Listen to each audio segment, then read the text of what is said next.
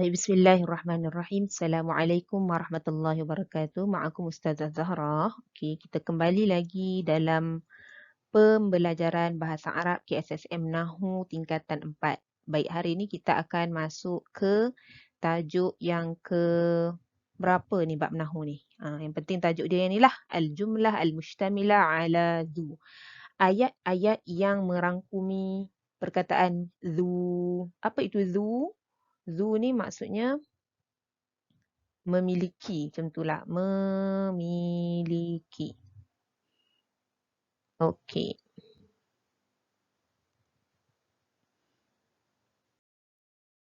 Baik. Zu.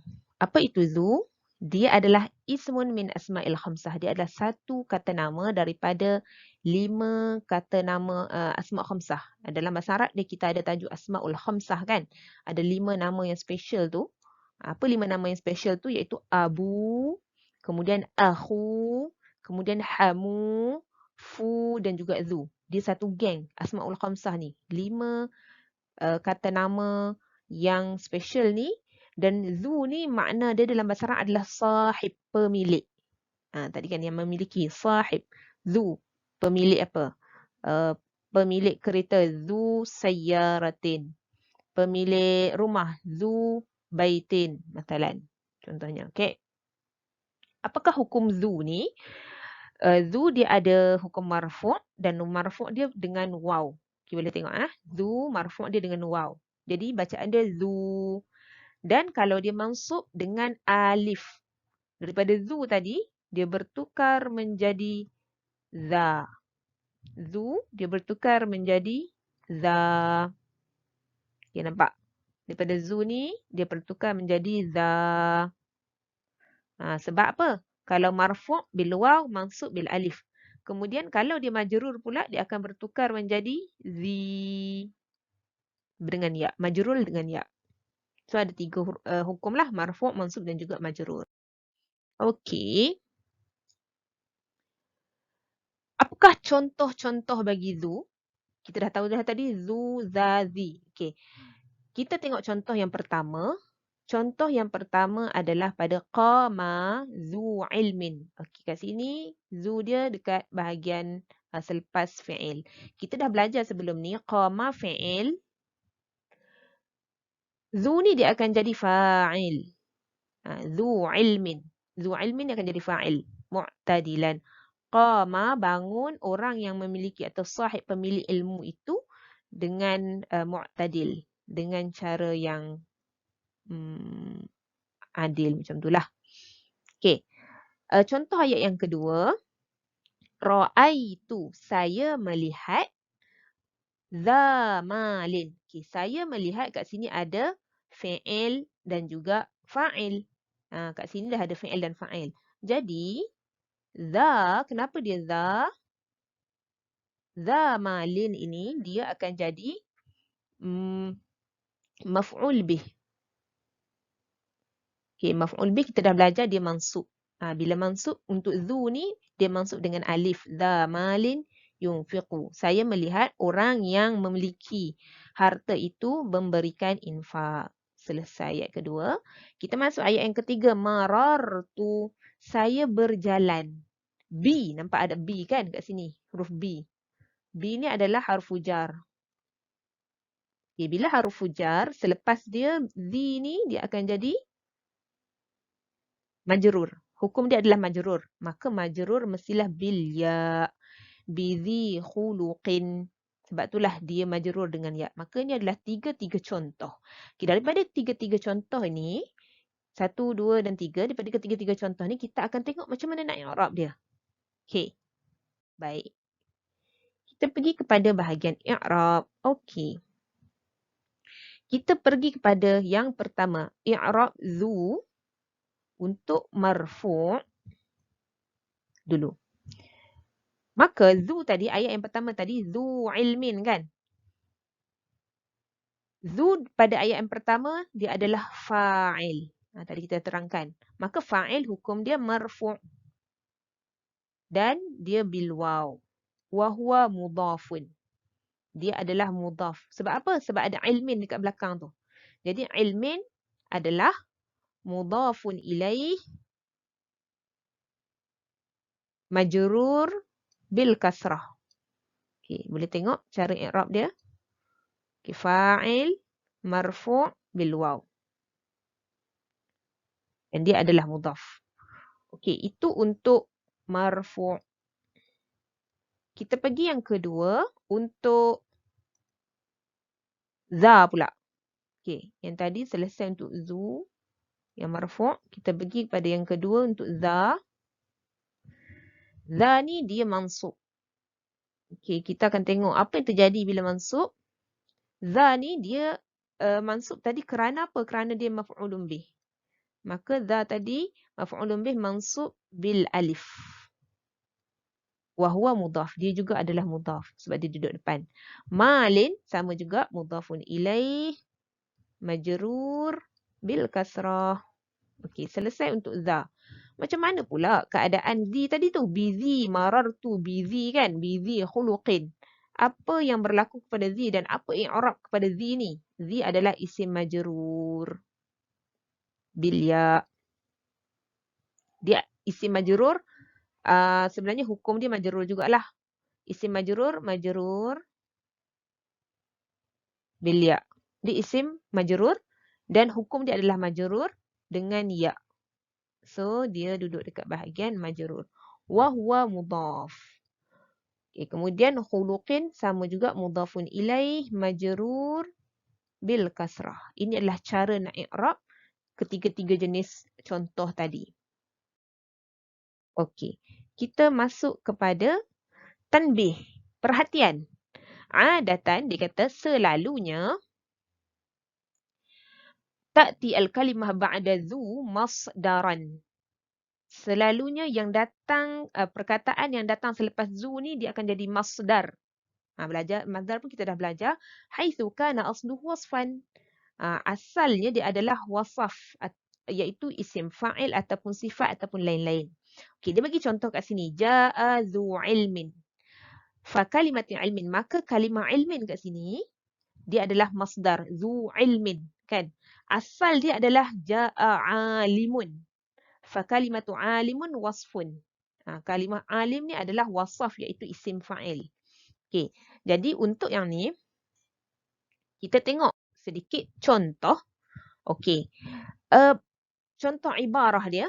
Kalau soalan dia kata daripada ibarah ini tukarkan menjadi za ataupun zu ataupun zi.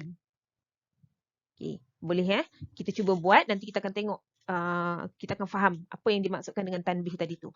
Tengok contoh ayat yang pertama. Syaraha al-alimu fit taghziyati 'anil haramil ghidha'i. Seorang alim menjelaskan tentang taghziyah, gizi di haram ni, piramid makanan yang sesuai. Okey, fokus kita kepada yang garis-garis ni. Dia kata al-alim. Macam mana kita nak tukar kepada zi? Jadi kita ambil je balik. Syaraha. Okey. Syaraha. So kat sini dia akan jadi, kat sini alimu. Alimu kan? Syaraha zu ilmin. Fi at-taghziyati 'anil harami. Haram al-munasib. Okey, so jawapan dia macam itulah. Jawapan dia adalah zu ilmin. Nampak sini. Zu. Kita tengok contoh yang kedua. At-tabibul mutakhassis karimun fi a'malihi. Macam mana kalau kita nak tukar jadi zu ataupun zi?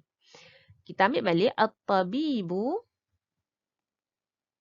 al-mutakhassis. Doktor yang pakar, doktor pakar. At-tabibul mutakhassis. Okey. Tabib. At-tabibu kan kat sini baris dia. At-tabibu karimun. Okay, bila karimun dia masih marfu'. At-tabibul mutakhassis zu karamin. Okay, nampak ini jawapan dia. Zu karamin fi a'malihi. Okay. So, jawapan dia zu karamin. Kita tengok pula contoh yang ketiga. Contoh yang ketiga dia kata uhibbul saya suka uhibbul akal fil mat'ami an-nadhifi. Okey. Kat sini baris dia kasrah. Jadi macam mana kita nak jawab bila ada zi kat sini? Uhibbu al-akal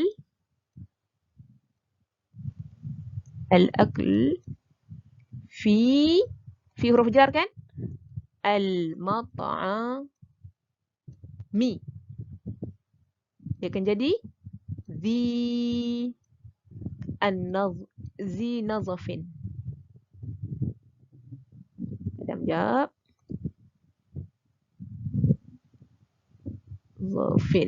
Nazafin.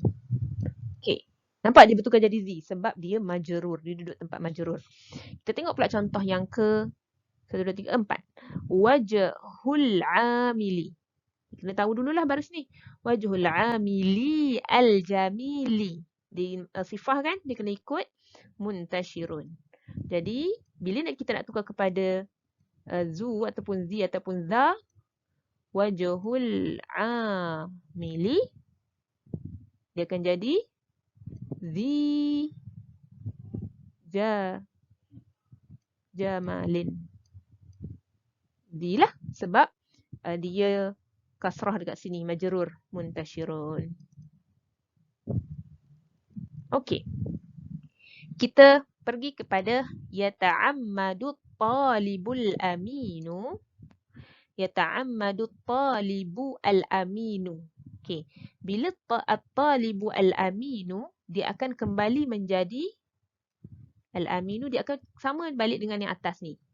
Dia akan jadi marfu' balik. So, jawapan dia akan jadi yata'ammadu at-talibu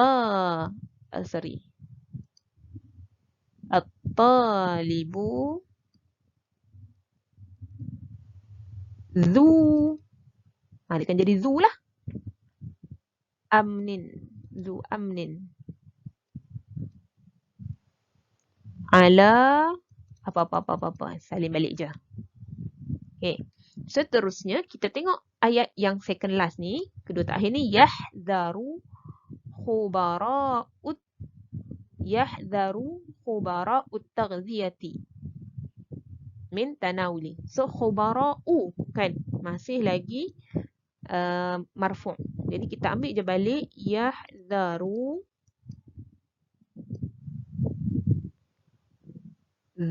zu khibratin,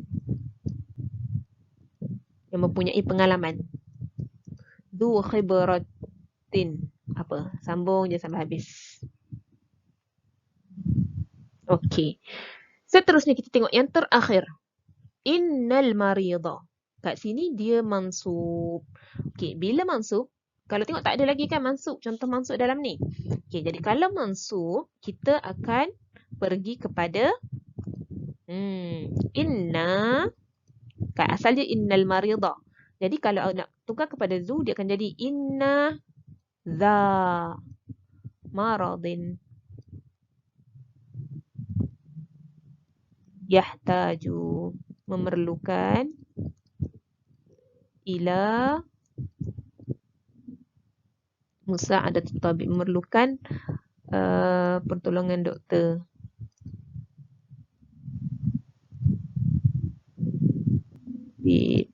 Okey. Jadi kita boleh tandakan dekat mana jawapan kita ni sama dengan hijau tadi, zu khibratin. Okey, ini adalah contoh-contoh supaya kita nampak yang tanbih tadi tu. Okey, itu sahaja. Syukran lakum wa barakallahu fikum. Assalamualaikum warahmatullahi wabarakatuh.